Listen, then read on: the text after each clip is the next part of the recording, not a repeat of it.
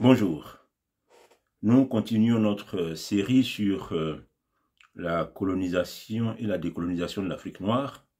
Alors, après la première partie où il a été question de la généralisation de la colonisation à la fin du XVIIIe siècle, avec une adhésion majoritaire des populations africaines, il a été question dans la seconde partie de l'Afrique noire colonisée, c'est-à-dire de la période qui s'étale de la fin de la conférence de Berlin de 1885 à la veille des indépendances.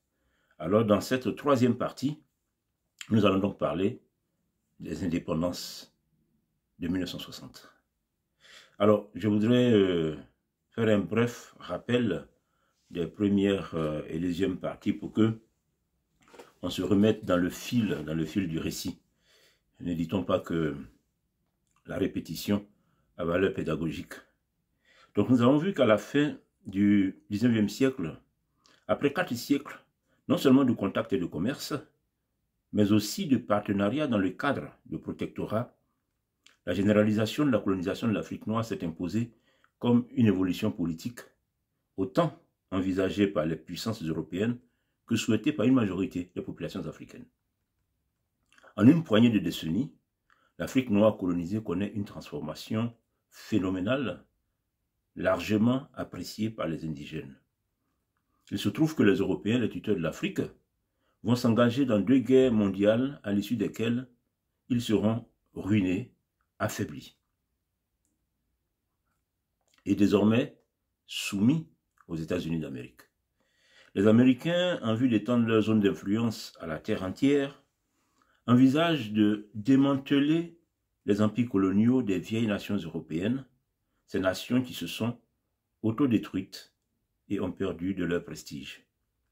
Pour couvrir leur manœuvre d'intention louable, les Américains proclament vouloir libérer le commerce mondial des égoïsmes nationaux. Alors, élaborée sous la haute main des États-Unis d'Amérique, la Charte des Nations Unies, adoptée à San Francisco en 1945, est une véritable incitation sans discernement à l'autodétermination de tous les peuples de la Terre. La Charte des Nations Unies, il faut le dire, sonne le glas des empires coloniaux. Les Américains croyaient avoir un droit de préemption sur les empires coloniaux à démanteler. Ils chassaient les Européens et c'était eux qui devaient prendre la place. C'était compté sans l'Union soviétique de Staline, qui voit dans ce nouvel ordre mondial une aubaine pour étendre la révolution communiste internationale. Si pour les Américains, le nouvel ordre mondial a pour objectifs principaux la liberté de commerce et la paix sur le globe, en tout cas c'est ce qu'ils disent, de leur côté, les soviétiques comptent plutôt s'en servir dans leur prosélytisme idéologique contre le capitalisme. Les communistes donnent une dimension intellectuelle et morale à leur engagement en la qualifiant de lutte contre le colonialisme et l'impérialisme. Fatalement, les États-Unis et l'Union soviétique ne tardent pas à rentrer en conflit larvé et c'est la guerre froide. Plus rompus à la formation idéologique et syndicale politique, ainsi qu'à l'engagement militant, les communistes n'ont aucun mal à trouver des élites indigènes partout sur le globe, à en faire des leaders nationaux engagés pour la libération de leur peuple du colonialisme européen et de l'impérialisme américain. Le Conseil des Nations ne tarde pas à rentrer en plein bouleversement. Nous avons vu un certain nombre de bouleversements sur le globe, principalement au niveau de l'Asie. Alors, dans le monde noir, les 2 premiers grands leaders au service des communistes sont les députés Houphouët-Boigny de Côte d'Ivoire et Aimé Césaire de Martinique. L'Ivoirien pour l'implantation et l'animation politique dans les territoires, sur le terrain. Nous avons vu tous les territoires où le RDA était implanté via ses sections locales Donc ces sections-là constituaient en fait l'implantation des communistes dans les territoires. Le Martiniquais est engagé pour l'aspect intellectuel. Au tournant de la décennie 1950, les communistes publient le discours sur le colonialisme, livre signé par Aimé Césaire, et dans lequel il est question de, je cite, l'admirable résistance des peuples coloniaux que symbolise actuellement le Vietnam de façon éclatante, mais aussi l'Afrique du RDA. Donc pendant que des militaires français se faisaient tuer en Indochine, ben, les communistes français appréciaient donc cette admirable résistance des Vietnamiens.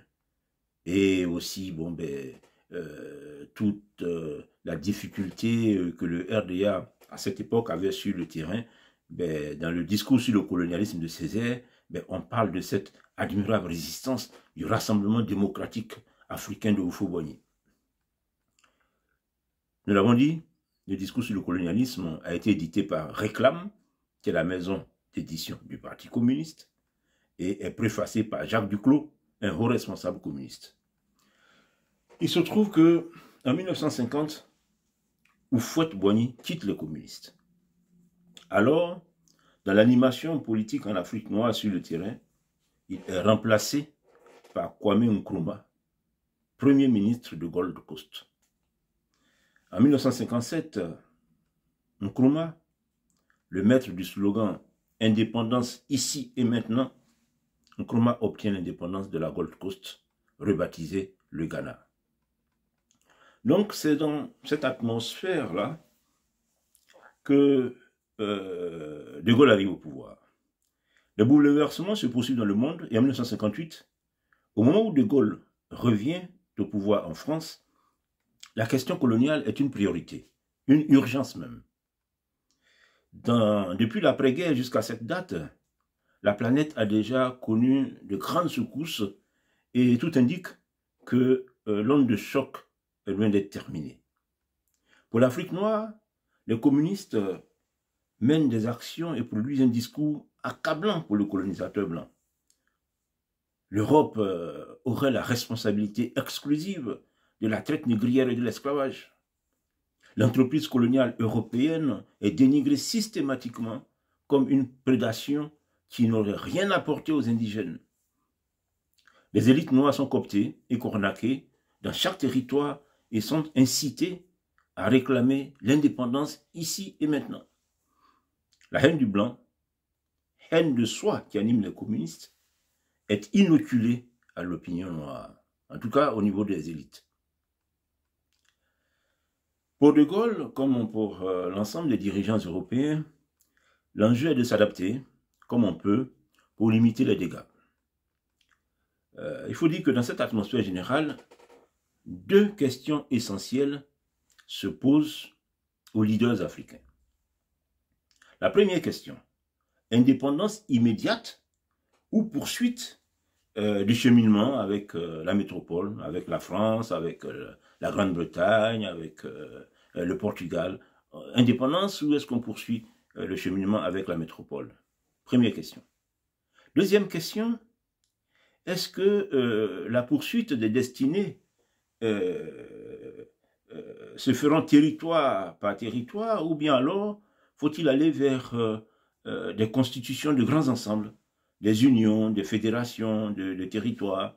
On se souvient que Senghor avait déjà dénoncé la loi 4 de 1956 en parlant de balkanisation de l'Afrique.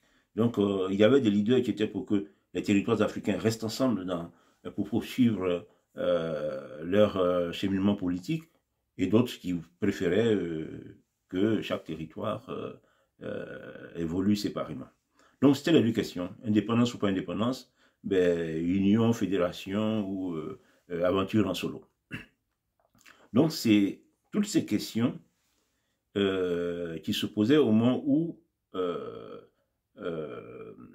De Gaulle propose aux Africains de choisir eux-mêmes les évolutions politiques souhaitées. Donc propose une constitution qui tient compte de toutes ces possibilités où chacun peut choisir en fait la voie qui lui convient. Alors, ben, ce référendum, nous l'avons évoqué, c'est là que nous sommes arrivés la dernière fois. fait un bref rappel des résultats du référendum. Il faut dire que ce référendum n'a pas concerné les territoires du Cameroun et du Togo, puisque ces deux pays, en fait, étaient des mandats. Ce n'étaient pas des colonies françaises en tant que telles, c'était des mandats de la Société des Nations que la France exerçait. Mais le référendum va concerner tous les territoires de l'Afrique occidentale française et les territoires de l'Afrique équatoriale française, ainsi que Madagascar. Alors, nous avons vu que sur un total de plus de 15 millions d'inscrits, il y aura près de 11 millions de votants, 11 millions d'Africains qui sont levés pour aller voter, pour aller dire c'est quoi leur choix. Et le résultat global donnait le oui, c'est-à-dire rejeter l'indépendance et rester avec la France. Le oui est sorti vainqueur à plus de 83% des suffrages des votants. Il faut dire qu'il y a eu un non retentissant, celui de la Guinée de Sékou Touré, un non à 95,22%. Sinon, pour tous les autres territoires, le oui est passé à 93,11%, c'est-à-dire que 9 votants sur 10, plus de 9 votants sur 10 ont rejeté l'indépendance. Alors, avec les résultats du référendum de 1958, la nébuleuse communiste, dans son combat contre le colonialisme en Afrique noire, est su un camouflet. Les Africains ont dit, mais non, nous rejetons l'indépendance, nous voulons continuer dans notre aventure avec la France. Les populations noires apportent par leur vote un démenti clair et net à tout le discours anticolonialiste. Il faut dire que il y a un pays comme la Côte d'Ivoire qui a fait pratiquement 100%. Alors, Houphouët-Boigny, le président du Rassemblement démocratique africain, qui a fait campagne, qui s'est beaucoup impliqué dans la campagne pour le oui, voit cette victoire comme sa victoire personnelle.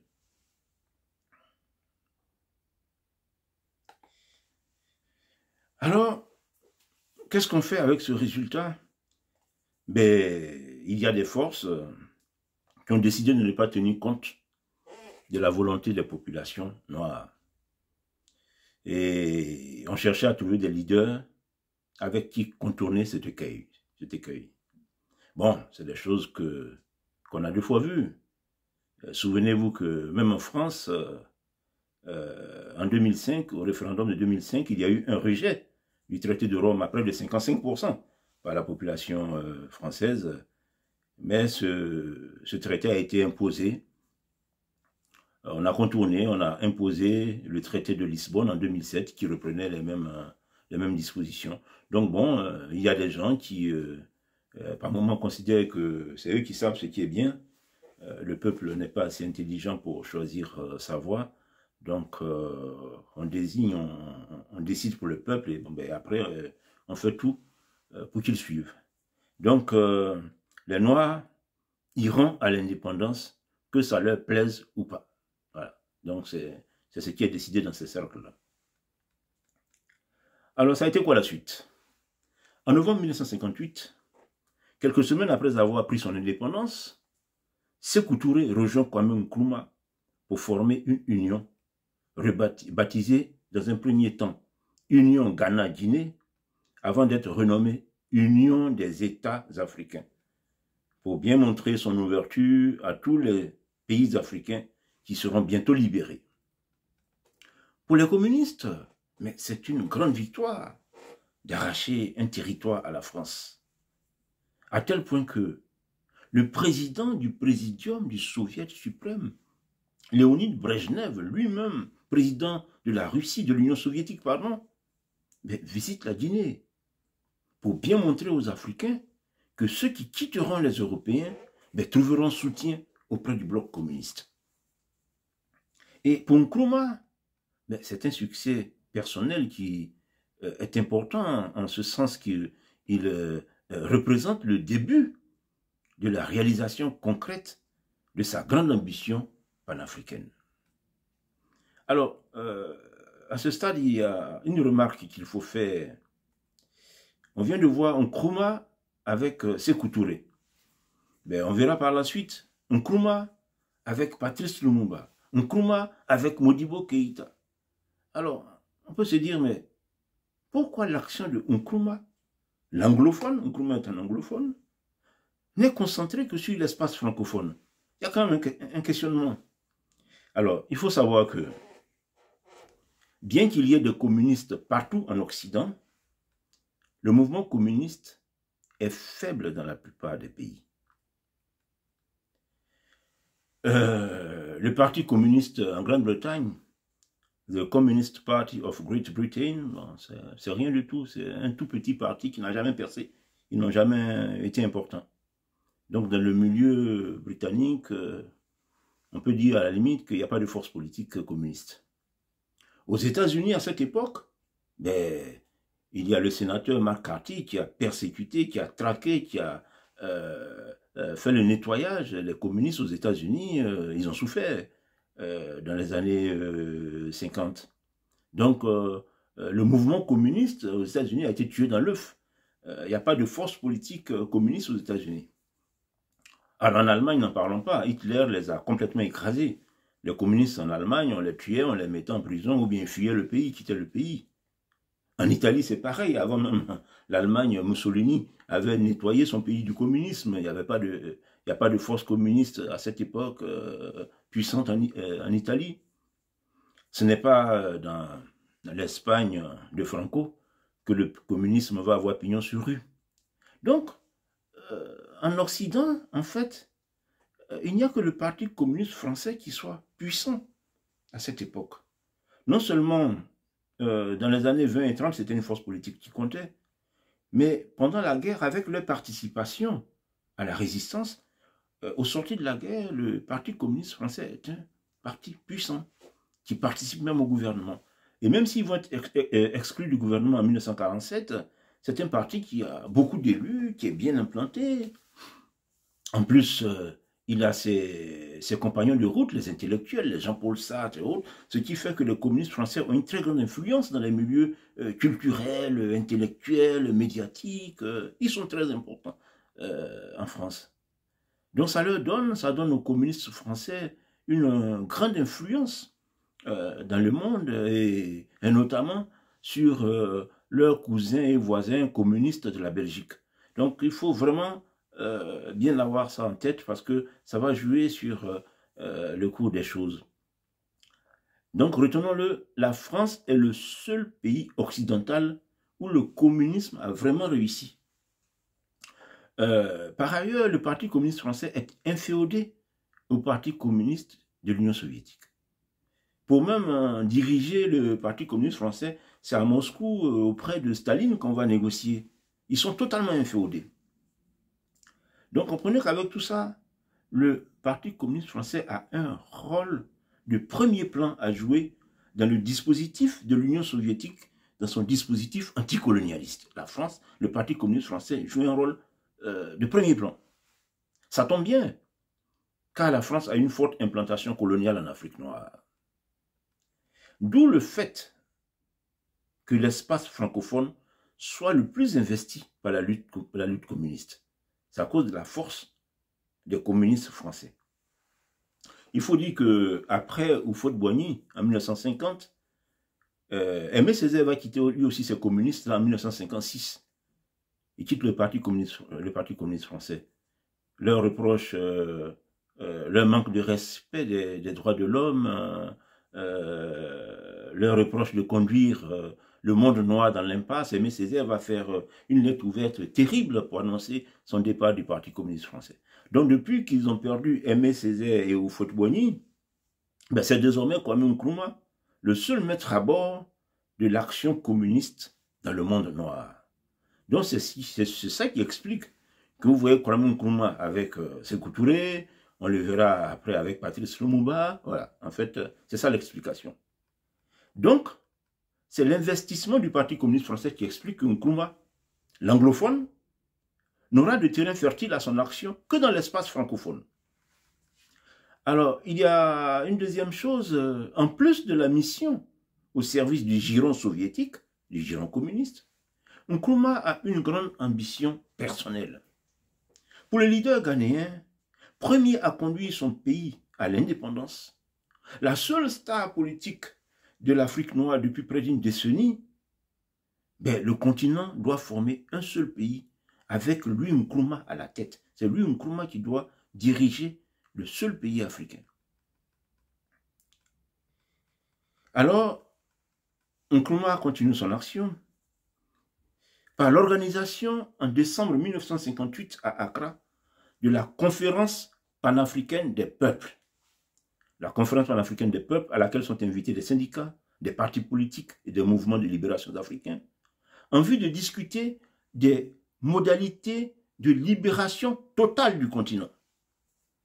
La capitale ghanéenne grouille de beau monde avec la participation de près de 300 délégués, dont Patrice Lumumba du Congo belge, Kenneth Kaunda de la Rhodésie du Sud, Félix Mounier du Cameroun, un compagnon d'armes de Ruben Umniebe, qui lui est mort au combat dans le Mati, Tom Mboya du Kenya, Bakary Djibo du Niger, Julius Nyerere de Tanganyika, Joshua Nkomo de la Rhodésie du Sud, Hastin Banda du Nyasaland, Frantz Fanon de l'Algérie.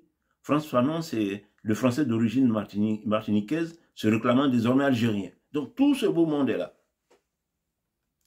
Et cette conférence panafricaine des peuples est organisée par Nkrumah avec Georges Padmore de Trinidad, son vieil acolyte marxiste. Et cette réunion est un véritable conseil de guerre destiné à donner aux leaders présents des orientations pour les batailles envisagées. C'est la radicalité, indépendance ici et maintenant. Alors, pour les pays de l'espace francophone qui ont dit oui au référendum, donc qui ont rejeté l'indépendance, mais qu'est-ce qui se passe? Il est important de noter que dans la Constitution votée, il est mentionné, je cite, « Un État membre de la communauté peut devenir indépendant. Il cesse de ce fait d'appartenir à la communauté. » C'est-à-dire, c'est très simple. Quand on est dans la communauté, on bénéficie de la coopération, de l'assistance, de la métropole. Si on veut être indépendant, on sort de la communauté. C'est très simple à comprendre. C'est vraiment pas compliqué. Donc ça, les Africains qui ont choisi le oui l'ont bien compris. Mais figurez-vous que malgré cette disposition claire, en début d'année 1959, le Sénégal et le Soudan français forment la Fédération du Mali pour laquelle ils réclament l'indépendance tout en affirmant leur volonté de demeurer dans la communauté. Il faut dire que dans cette Fédération du Mali, au début, il y avait aussi la Haute-Volta et le Dahomey, mais Houphouët-Boigny a réussi à les faire sortir de la Fédération du Mali pour former avec eux, plus le Niger, le Conseil de l'Entente. Bon, c'est toujours la rivalité Houphouët-Senghor, parce que la Fédération du Mali est en fait, Senghor est celui qui est à la tête de cette fédération. Alors, la Fédération du Mali demande l'indépendance tout en voulant rester dans la communauté. De Gaulle, trouvant inacceptable ce non-respect de la volonté des peuples, mais les discussions sont âpres avec les deux leaders, Senghor pour le Sénégal et Modibo Keïta pour le Soudan. De Gaulle dit, mais c'est pas possible. Les populations viennent de voter. On rejeté l'indépendance et vous voulez l'indépendance. Surtout que De Gaulle a mouillé le maillot. De Gaulle a fait un périple pendant cette campagne du référendum. De Gaulle était le 21 août à Fort-Lamy au Tchad.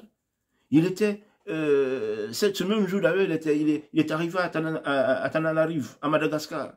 De Gaulle était le 24 août à Brazzaville au Congo. De Gaulle était le 25 août à Abidjan en Côte d'Ivoire et à Conakry en Guinée pour battre campagne.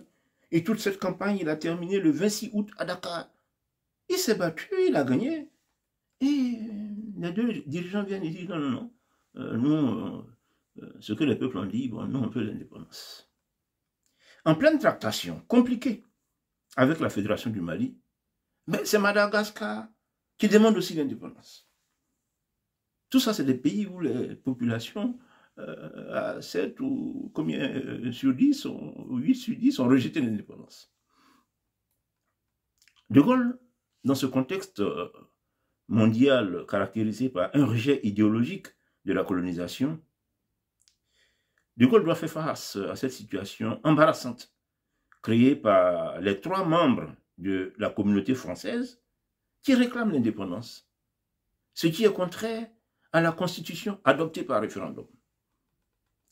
Alors, pour sauver la communauté de l'éclatement, la métropole, en mars 1960, finit par accepter que les 3 territoires prennent leur indépendance.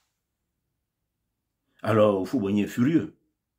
Houphouët-Boigny, amer suite à l'accord de la France pour l'indépendance de la Fédération du Mali et de Madagascar, déclare, je cite Houphouët, « Nous sommes dans l'attente de ce qui va arriver, mais les structures de la communauté n'ont même pas été étudiées que déjà on les tient pour mortes, sans savoir par quoi les remplacer. » Fin de citation. En fait, Houphouët-Boigny a raison. Tout ce qui a été voté est mort. Puisque l'accord de mars 1960 fut la porte ouverte aux indépendances de l'Afrique francophone.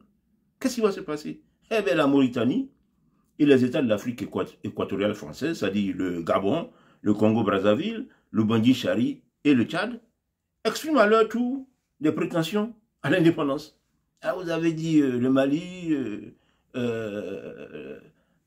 Madagascar, ils peuvent être indépendants, pourquoi pas nous? Donc, une révision constitutionnelle va être votée pour qu'on puisse adapter cette situation à la Constitution qu'on vient d'adopter par référendum. Une révision constitutionnelle votée le 10 mai 1960 s'avéra nécessaire pour autoriser les États membres de la communauté française à être indépendants sans être pour autant exclus. En fait, avec les tractations débutées en 1959, d'abord avec la Fédération du Mali, puis avec tous les autres prétendants à l'indépendance, De Gaulle, pragmatique, a fini par admettre qu'il ne sert à rien de s'opposer à l'air du temps, surtout avec des leaders africains peu respectueux de la volonté clairement exprimée de leur population. Bon, De Gaulle, aujourd'hui, on sait quel a été son parcours politique, on sait que c'est un chef qui est pour un pouvoir fort, mais un pouvoir respectueux de la volonté populaire. À 2 reprises, De Gaulle a démissionné, il a quitté le pouvoir parce que le peuple n'était pas en phase avec le peuple. Le respect du peuple pour De Gaulle, c'est sacré. Donc, on peut imaginer dans quelle estime il tient ces leaders africains qui ne respectent pas la volonté de leur peuple, exprimée pas à 51 ou 52%, mais à plus de 90%.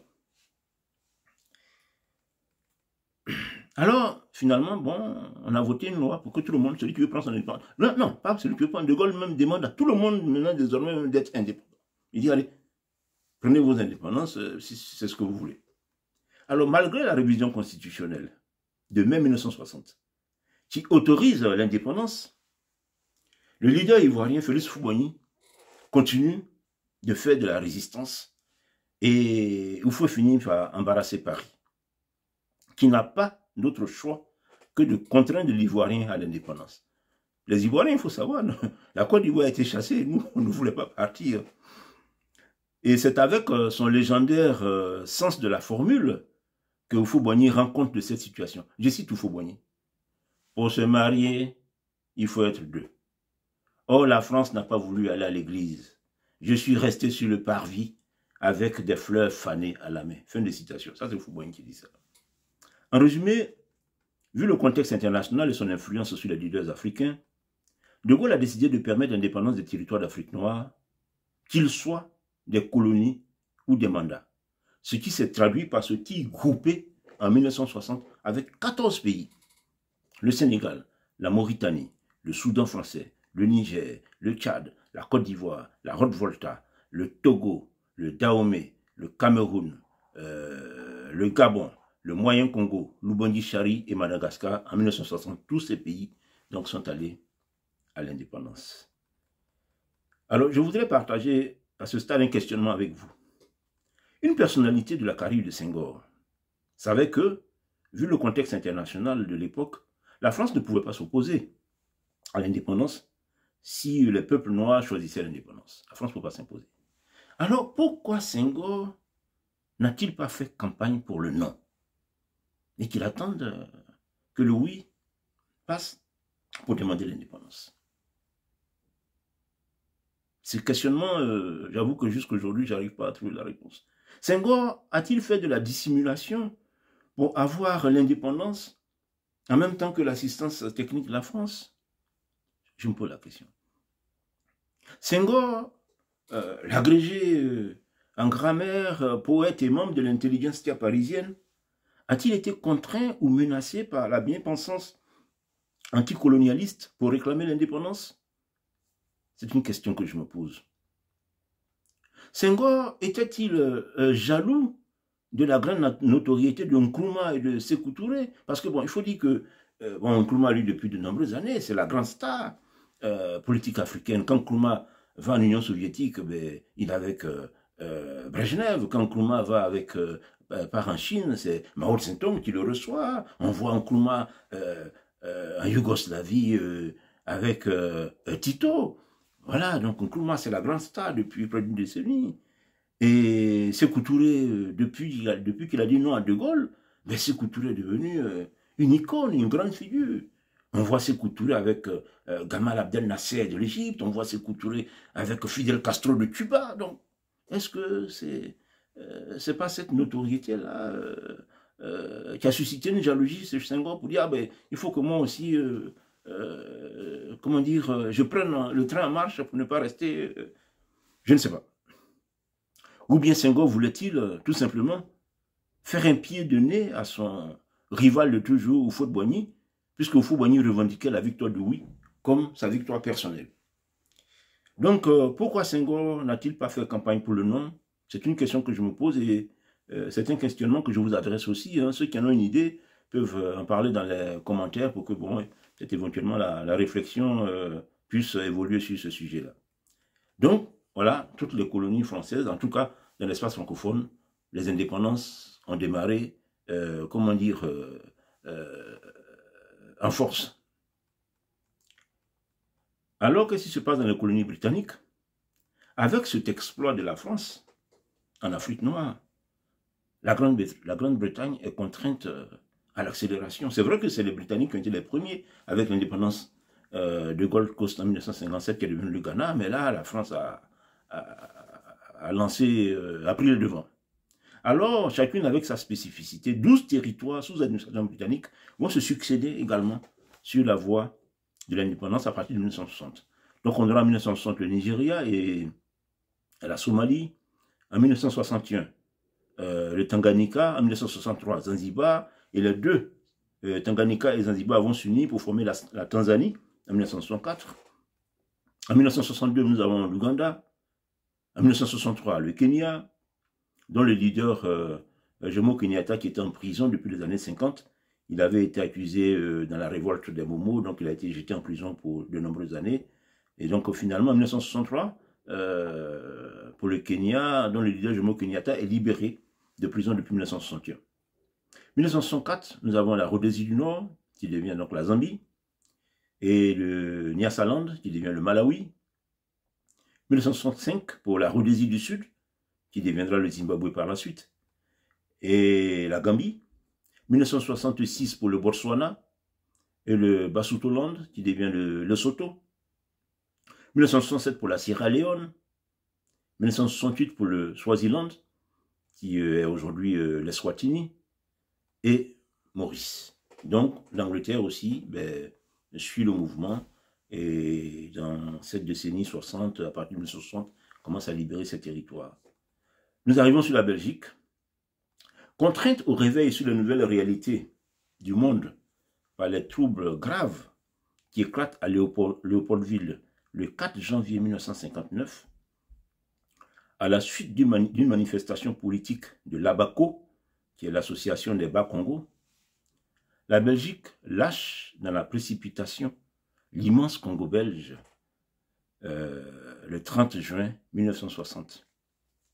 Par la suite, l'indépendance est accordée le 1er juillet 1962 aux deux mandats qui sont le Rwanda et le Burundi. Alors, nous allons faire un zoom sur l'indépendance chaotique de l'État indépendant du Congo. L'indépendance du Congo est un cas d'école d'acteurs africains oubliant leurs responsabilités par rapport à leur peuple pour se laisser embarquer dans le conflit Est-Ouest de la guerre froide. On était en pleine époque, on était en pleine guerre froide. Dans la seconde moitié des années 50, vu ce qu'il se passe sur le globe, les élites congolaises, les évolués comme on les appelle, s'interrogent et se prononcent aussi sur l'avenir de leur pays. Et je vais vous faire une citation. Je cite, « Une certaine propagande a été faite par des personnes irresponsables pour soulever les populations autochtones, surtout les milieux évolués, contre le gouvernement. Certains écrits d'insolence inqualifiables qui furent adressés par certains évolués aux autorités supérieures le prouvent en suffisance. Ce sont des Européens qui se cachaient derrière les Noirs pour créer des ennuis au gouvernement. Vous auriez du mal à croire que l'auteur de ce propos, écrit en 1956, est Patrice Lumumba, un membre de l'élite congolaise pro-belge. Que s'est-il donc passé pour que 2 ans plus tard, avec son extraordinaire talent oratoire, ce même Lumumba soulève en décembre 1958 des foules ivres de joie qui l'acclament et hurlent « Nous te suivrons, nous te soutiendrons, à bas les Belges, vive le Congo, vive le MNC ». Le MNC, c'est le Mouvement National Congolais, le parti de Patrice Lumumba. Qu'est-ce qui s'est passé pour que le Lumumba qui soutenait la Belgique, 2 ans après, maintenant il fait crier « à bas les Belges ». Il faut savoir que c'est en 1958, au cours d'un voyage en Belgique, que Lumumba est retourné par des cercles anticolonialistes de Bruxelles. Bon, Bruxelles, c'est à côté de Paris. Les communistes sont aussi forts à Bruxelles qu'ils le sont à Paris. Dès son retour, il crée le mouvement national congolais, le MNC. La même année, il se rend à Accra où il participe à la conférence panafricaine des peuples de Nkrumah, la conférence dont nous avons déjà parlé. Et comme Nkrumah devient le mentor de Patrice Lumumba. Et très rapidement, Lumumba devient très populaire dans tout le pays. S'il est venu avec une onction d'Accra, il y a toute une machine mise en place par le système communiste pour faire avancer le combat. Donc, dès son retour d'Accra, Lumumba est devenu un leader politique radical, partisan de l'indépendance ici et maintenant. Dans ses réunions publiques, ses militants hurlent « Dipanda, Dipanda, Dipanda ». Dipanda, ça veut dire à Lingala, indépendance. Alors, cette popularité de Lumumba pose un problème à ses rivaux. Les rivaux politiques de Lumumba ont besoin d'agir pour exister. C'est ainsi que des troubles graves éclatent à Léopoldville le 4 janvier 1959 à la suite d'une manifestation politique de l'Abaco. L'Abaco, c'est l'association des Bas-Congo dont le chef est Joseph Kasavubu. Il faut agir, sinon le Lumumba va prendre tout le terrain. La Belgique est contrainte au réveil sur les réalités du temps, avec cette contagion des demandes d'indépendance. Parce que nous sommes à la période où dans les colonies françaises, chaque jour, il y a un nouveau qui veut son indépendance. Donc, c'est dans ce contexte-là. Donc, la Belgique trouve, bon, il faut agir, il faut tenir compte de la situation, il faut avancer. Alors est organisée à Bruxelles la table ronde belgo-congolaise, ou table ronde de Bruxelles, dès janvier 1960. Bon, il s'agissait de se retrouver pour voir quel est l'avenir politique du territoire. Et très rapidement, la table ronde décide d'organiser la transition vers l'indépendance. Et indépendance fixée par la table ronde au 30 juin 1960. C'est-à-dire que bon, dans 2-3 mois, on va à l'indépendance, 3-4 mois. C'est ça la décision de la table ronde. Il faut savoir que s'il y a un pays en Afrique noire, où il n'y a eu aucune lutte pour l'indépendance, c'est le Congo. Il n'y a eu aucune lutte. À tel point même que certains observateurs disent, mais pourquoi les autorités belges ont-ils lâché le Congo aussi facilement? Les autorités belges ont accepté toutes les demandes des Congolais, comme si la Belgique, subitement, n'a ni légitimité, ni voix au chapitre au Congo. Un peu comme si la propagande anticolonialiste a totalement démoralisé les autorités belges, à tel point qu'ils sont incapables de protéger leurs intérêts ou ceux de leurs compatriotes du colonat belge au Congo. Parce qu'il y a des dizaines de milliers de Belges, de Blancs qui sont au Congo, qui sont là depuis des décennies, des gens qui ont investi, des gens qui... voilà, mais du jour au lendemain, ils n'ont plus rien à dire. Leur avis ne compte pas, ils doivent désormais la boucler. À la limite, ces affreux blancs, voilà, c'est... Et c'est le gouvernement belge qui impose cette situation au colonat belge au Congo. Certains observateurs vont même dénoncer cette attitude étrange des autorités belges. Bon.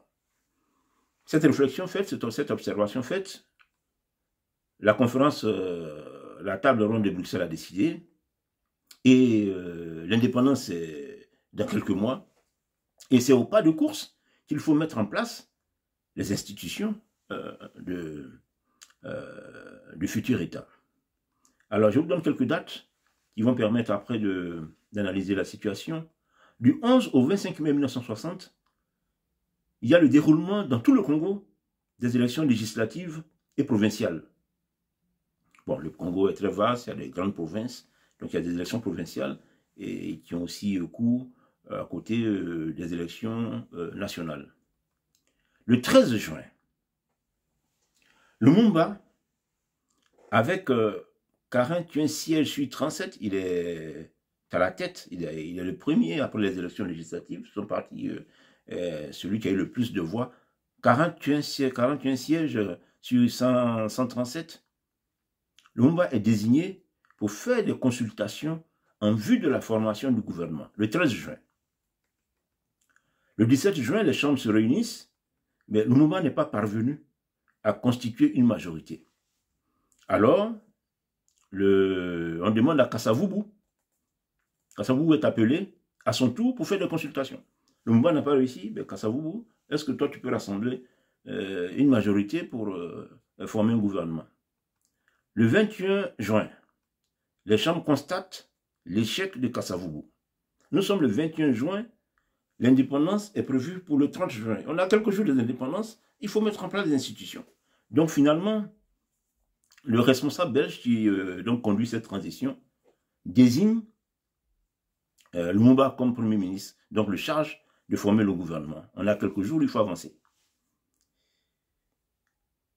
Et donc, c'est le 23 juin que Lumumba constitue le gouvernement.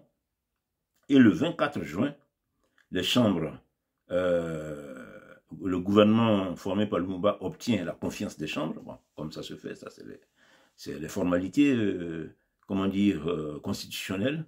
Et ces mêmes chambres-là, le 24 juin, élisent Kasavubu comme chef de l'État. Donc, il faut bien voir, il faut bien noter que c'est le 24 juin que donc, le gouvernement est accepté par les chambres. Et ce même jour, Kasavubu est élu chef de l'État par les mêmes chambres.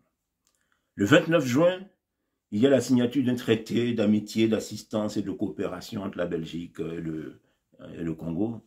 Ça, c'est les formules diplomatiques. Et le 30 juin, il y a la proclamation de l'indépendance. Donc, c'est vraiment pas de course que tout cela s'est fait. Alors, ce 30 juin, Lumumba, alors qu'il n'était pas prévu dans la cérémonie protocolaire que Lumumba prenne la parole, ben, Lumumba va exiger à prendre la parole. Et quand il a la parole, il lit un discours qu'il a préparé, et dont je vais vous citer juste une petite partie.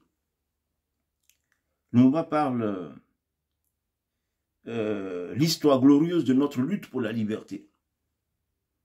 Car cette indépendance du Congo, si elle est proclamée aujourd'hui dans l'entente avec la Belgique, pays ami avec qui nous traitons d'égal à égal, nul Congolais digne de ce nom ne pourra jamais oublier, cependant que c'est par la lutte qu'elle a été conquise.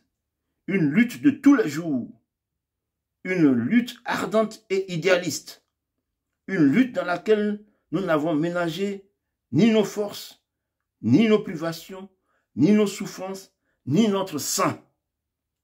Cette lutte qui fut de larmes, de feu et de sang, nous en sommes fiers jusqu'au plus profond de nous-mêmes, car ce fut une lutte noble et juste, une lutte indispensable pour mettre fin à l'humiliant esclavage qui nous était imposé par la force. Ce que fut notre sort en 80 ans de régime colonialiste, nos blessures sont trop fraîches et trop douloureuses encore pour que nous puissions les chasser de notre mémoire. Bon, ce n'est juste qu'un passage que je vous lis.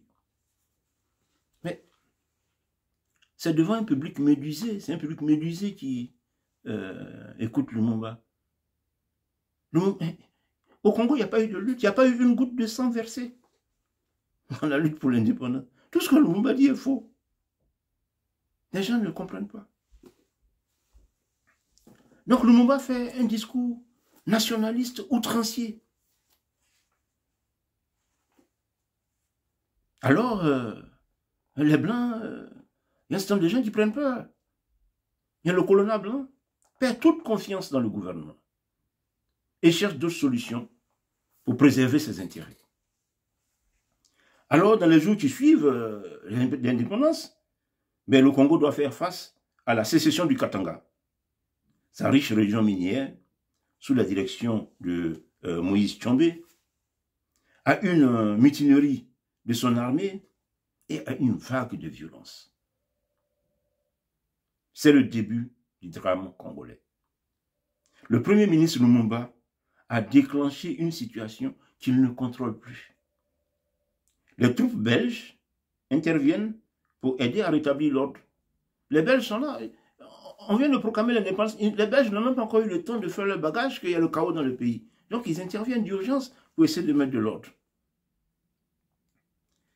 Dès le mois d'août, Lumumba se rend à Accra pour demander à son mentor Nkrumah de l'aider à trouver une solution.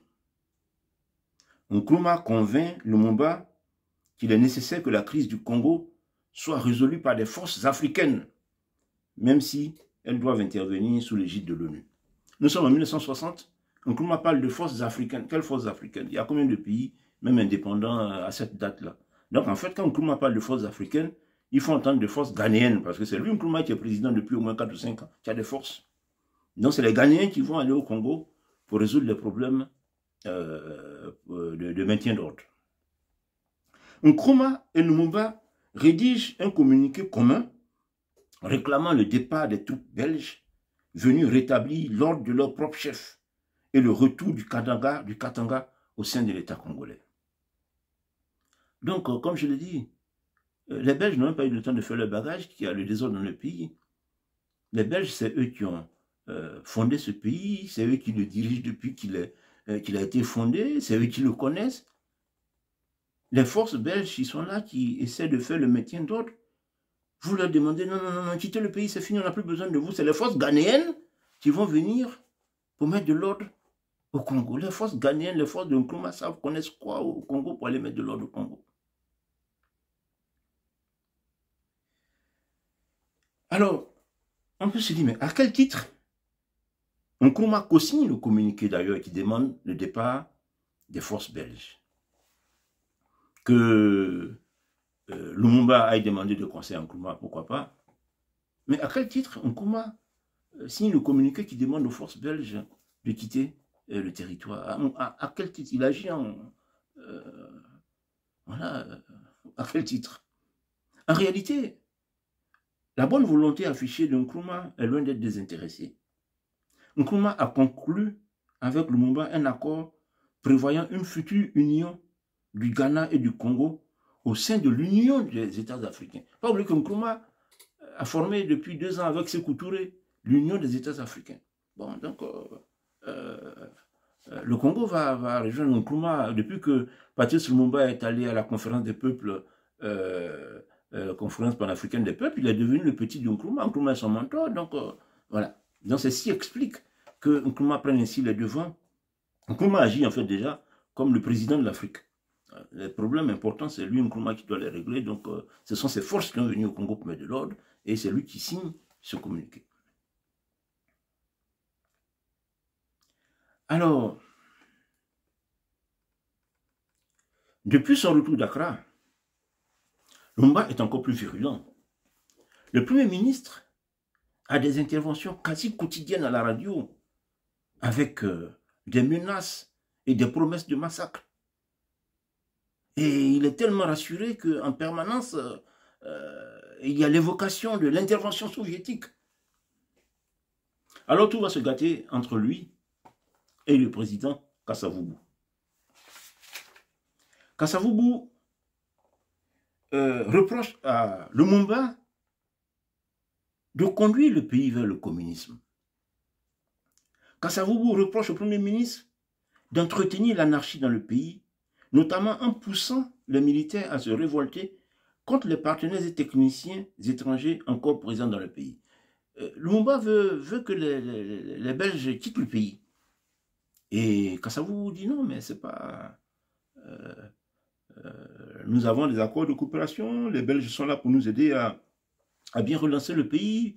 Non, en fait, Lumumba, pour lui, les Belges doivent partir parce qu'il y a les Soviétiques qui doivent venir les remplacer. Il ne faut pas oublier le combat qu'il y a au niveau panafricain, comment dire, piloté depuis Accra par Nkrumah. Alors finalement, la situation devient intenable. Le président Kasavubu décide alors de révoquer Lumumba et demande au Parlement de pouvoir choisir un autre Premier ministre. Lumumba, à son tour, par un message désespéré diffusé à la radio nationale, tente de révoquer Kasavubu. Le pays est plongé dans le chaos. Le président révoque le Premier ministre révoque le président. Voilà. Pour la crise du Katanga, en demandant le départ des troupes belges, avant même que l'ordre ne soit établi, Lumumba a aggravé son cas aux yeux non seulement des Belges, mais surtout des Américains, qui veillent au grain pour éviter que la région ne bascule vers le bloc communiste. Il faut dire que les Américains, pour eux, bon, c'est vrai, les Belges doivent partir, mais c'est pour qu'eux, ils prennent la place. Les Américains n'oublient pas que les bombes atomiques qu'ils ont larguées sur Hiroshima et Nagasaki, c'est avec l'uranium du Congo belge qu'ils ont fait ces bombes-là. Ce territoire-là, alors, est très précieux, très important. Il n'est pas question que les communistes viennent leur ravir le Congo. Donc, les Américains veillent au grain. Pour les Américains, la priorité, c'est le maintien de l'ordre. Le communiqué conjoint de Lumumba et de Nkrumah est donc royalement ignoré. Les Américains soutiennent les Belges pour le maintien de l'ordre. Alors, pressé de voir intervenir les troupes ghanéennes, Nkrumah enfonce encore Lumumba quand il fait appel à l'Union soviétique pour transporter ses soldats. Alors imaginez-vous, en pleine guerre froide, les Américains voient atterrir des Yushin russes au Congo sur le plate-bande. Donc c'est les avions soviétiques qui ont transporté les soldats ghanéens qui viennent pour mettre de l'ordre au Congo. Nkrumah ne pouvait rien faire de mieux si son objectif était de faire éliminer Lumumba. Le Premier ministre congolais, ne parvenant pas à obtenir de l'ONU d'avaliser sa stratégie, donc faire partir les Belges, réunifier son pays, donc Lumumba lance un appel à toutes les nations en précisant, y compris l'URSS, pour l'aider à unifier son pays. Donc suite à cet appel, la coopération militaire soviétique débarque au Congo. C'était l'erreur de trop. C'était l'erreur de trop que la coopération militaire soviétique débarque au Congo. Ça, pour les Américains, c'est inacceptable. Alors, Nkrumah comprend que l'affaire dépasse maintenant un règlement entre Africains. Nkrumah se ressaisit et conseille alors la modération à Lumumba, l'incitant à utiliser le contingent ghanéen en priorité pour rétablir l'ordre avant de songer à la reconquête du Katanga. Mais il était déjà trop tard, car depuis août 1960, le président américain Eisenhower a réclamé l'élimination de Lumumba, ce que l'administration américaine organise avec le colonel Joseph Mobutu par un coup d'État le 14 septembre 1960. Le gouvernement de Lumumba se replie sur Stanleyville et Nkrumah, qui tente par la suite désespérément de sauver Lumumba. Le président ghanéen écrit au nouveau président élu des États-Unis, Kennedy. Bon, en tant que Kennedy était déjà élu, mais il n'avait pas encore pris fonction. Donc, Nkrumah lui écrit. Nkrumah écrit à Mark Millen, Premier ministre britannique, pour qu'ils usent de leur influence pour sortir Lumumba de sa situation difficile. Or, il se trouve que bon, les renseignements de ces pays fonctionnent. Les gens savent que Nkrumah, c'est le pion principal des communistes en Afrique. Donc, Nkrumah, ayant des accointances avec les soviétiques, enfonce davantage Lumumba même par ses interventions.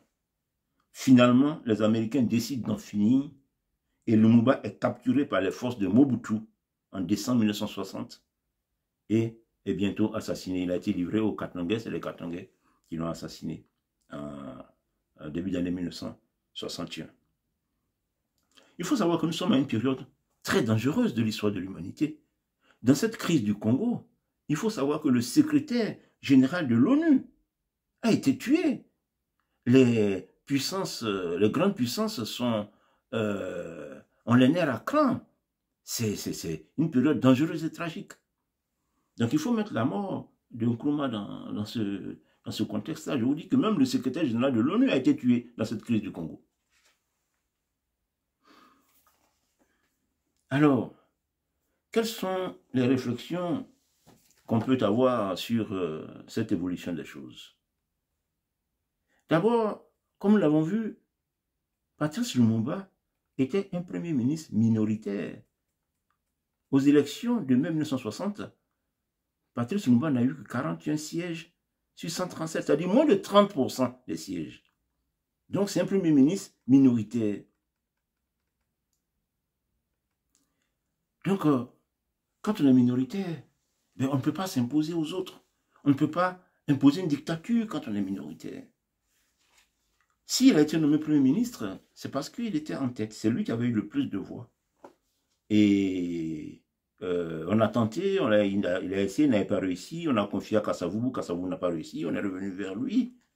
Mais le responsable belge qui conduisait donc cette transition, donc qui a travaillé pendant des mois avec les uns et les autres, donc qui a une idée, qui connaît un peu, qui les connaît, hein, qui a fait donc un rapport sur les uns et les autres à Bruxelles. Et on va voir ce qu'il dit de Lumumba, avant même de le nommer. Je le cite. Toute son action reste entièrement orientée vers la violence et l'autoritarisme absolu à l'égard de tous ceux qui ne se soumettraient pas.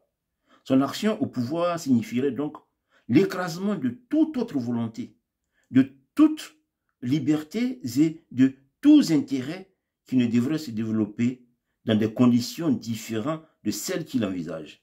Donc celui qui a choisi Lumumba comme Premier ministre dit c'est un dictateur. Mais bon, c'est lui que les peuples ont choisi, on le met là. Mais il donne son avis sur lui. Ça, c'est un rapport du 8 juin 1960. Alors, Lumumba, dans sa radicalité, voulait s'imposer dans les orientations du pays. Mais Lumumba ne comprend pas qu'il n'a pas les moyens d'imposer une dictature. Pourquoi? D'abord, comme on a vu, il n'est pas majoritaire dans le pays. En Afrique, oui, il y avait des leaders qui pouvaient imposer des dictatures, des leaders comme Nkrumah, Houphouët-Boigny, même Senghor, tout ça, dans leur pays. Aux élections, ils battent leurs adversaires à plat de couture. Si tu bats tes adversaires à plat de couture, bon ben, ok, tu peux t'imposer. Mais quand tu es minoritaire, tu n'as même pas 30% des élus. En plus, Lumumba fait face à des leaders régionaux puissants, comme Kasavubu du Bas-Congo, comme Moïse Tshombe du Katanga. Tu ne peux pas écraser ceux-là. Et enfin, Lumumba ne maîtrise pas les rouages de l'administration du pays. Dans l'espace francophone, les Houphouët-Boigny, les Senghor, pendant 15 ans, ils ont été députés, ministres, tout, avant d'arriver au pouvoir. Mais toi, Lumumba, il y a 6 mois, tu ne savais même pas... voilà. Tu arrives là, Premier ministre, tu ne prends même pas le temps de maîtriser les rouages des choses, et tu menaces dès le premier jour, le jour de l'indépendance, la déclaration, il menace tout le monde. Même Nkrumah, son mentor. Quand Nkrumah est nommé Premier ministre en 1951, il compose avec les Britanniques jusqu'en 1957, et c'est en 1957 qu'il prend son indépendance, c'est un moment où il maîtrise tout. Donc, voilà, il sait comment faire. Lumumba, pion du giron communiste, poussé à la radicalité par Nkrumah, n'a pas le discours d'un dirigeant responsable, mais se comporte plutôt en agitateur totalement irresponsable. Lumumba veut agir en dictateur comme Nkrumah, comme tout bon communiste. Parce qu'effectivement, Nkrumah, à la même période dans son pays, au Ghana, ben, tous ses opposants sont soit morts, soit en prison, soit en fuite dans les pays aux alentours. Nkrumah, voilà, c'est la dictature. C'est bon, ça, c'est les communistes, je ne vous apprends rien. Donc, voici comment ça s'est terminé. Et après la mort de Lumumba, ses partisans, les Lumumbistes, engagent une lutte armée et reçoivent du renfort en la personne de Ernesto Che Guevara, le Che lui-même, excusez du peu. Une preuve supplémentaire que Nkrumah et Lumumba ont agi au Congo dans le cadre de la nébuleuse communiste internationale. Est-ce que les Congolais ont besoin de ça? Jugeant qu'il n'y avait aucune lutte à poursuivre, le colonisateur belge étant parti, le Che n'est pas resté longtemps au Congo. Alors, au Congo, la lutte pour l'indépendance, on le sait, n'a jamais été armée. Il n'y a pas eu une seule goutte de sang, contrairement à ce que Lumumba a dit le jour de l'indépendance. Le processus, à la demande du roi des Belges, a été entièrement pacifique. Alors pourquoi les Lumumbistes ont-ils poursuivi par une lutte armée? Pour rien. Sinon pour massacrer des pauvres populations. Directement ou indirectement, Lumumba et les Lumumbistes vont coûter au Congo des dizaines de milliers de morts. Pourquoi? Le Congolais Marcel Yabili vous dira bien davantage sur les massacres des Lumumbistes. Donc voici comment l'activisme outrancier pro-soviétique de Nkrumah a poussé Lumumba à une radicalité qui a fait rater au Congo belge l'amorce de son indépendance. Alors, donc je viens de vous faire un tour. Voici comment le gros de l'Afrique noire, on a vu l'espace francophone, l'espace anglophone, aujourd'hui on voit aussi avec le Congo belge et la Belgique. Voici comment l'Afrique noire rentre dans la souveraineté politique, les indépendances de 1960. Donc ici s'achève cette troisième partie. Dans la prochaine vidéo, nous allons parler de la Fédération du Mali. On se souvient que Senghor était contre la balkanisation de l'Afrique et il a réussi à créer la Fédération du Mali. Ben, cette Fédération du Mali, qu'est-ce qu'elle est devenue? Nous allons parler de l'Union des États africains. Nkrumah a créé depuis fin 58 l'Union des États africains avec Sékou Touré. Bon, qu'est-ce que c'est devenu? Nous allons parler de l'OUA. En fait, dès le début, les dirigeants africains veulent une organisation continentale qui finira, qui s'avérera être l'OUA. Bon, comment est-ce que tout cela s'est fait? Et là encore, on verra qu'il y a eu beaucoup de choses qui ont perturbé le fonctionnement du continent. Nous parlerons de la fin de la colonisation, puisqu'il y a encore, la colonisation va s'étaler sur quelques années, quelques décennies. Et nous ferons la conclusion sur toute cette série, tirer les enseignements pour notre réflexion politique sur l'Afrique. Alors, tous ces sujets, comme bien d'autres que j'évoque, pour tous ceux qui veulent approfondir, j'ai mon dernier livre, Haine du blanc et monde noir, qui évoque tous ces sujets. Et même pour entrer en contact avec Mature Afrique, et une adresse courriel qui est donnée à la page 4 du livre pour ceux qui voudraient qu'on échange. Merci de liker, de commenter, de partager la vidéo et encore mieux, de vous abonner. Nous nous donnons donc rendez-vous à la quatrième et dernière vidéo de cette série. Je vous remercie.